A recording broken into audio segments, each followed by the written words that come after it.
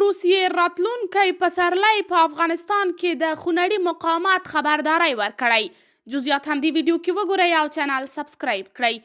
د افغانستان لپاره د روسیې د ولسمشر ځانګړي استازي ضمیر کابلوف په راتلونکي پسرلي کې د طالبانو پر وړاندې په افغانستان کې د خونړي مقاومت وړاندوینه کړې ده.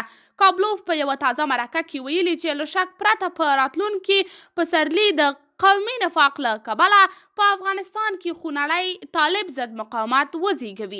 روسیې استازي په دې مرکه کې د دغه پیشبیني شوي وضعیت پر وړاندې د خپل هیواد ممکنه دریځ نه دی په ډاګه کړی. ضمیر کابلوف په داسې مهال دا څرګندونې کړي چې څو اونۍ مخکې د روسیې پلازمینې مسکو ته د طالبانو د رئیس الوزرا د لومړي مرستیال ملا برادر او دغه راز د طالبانو د دفاع د وزیر ملا یعقوب مجاهد د سفر خبر ورکړی و.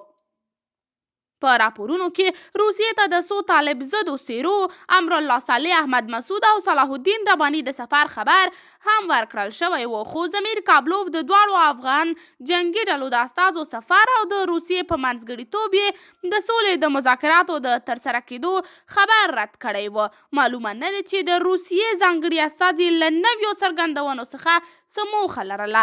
روسیه لا له وړاندې تورنه وه چې په افغانستان کې په هممهاله ډول د طالبانو او شمال مقاومت ډلو ملاتړ کوي او د خپلو لویو موخو لپاره یې د اړتیا پر وخت خپلمنځیو جګړو ته هم راکاږي.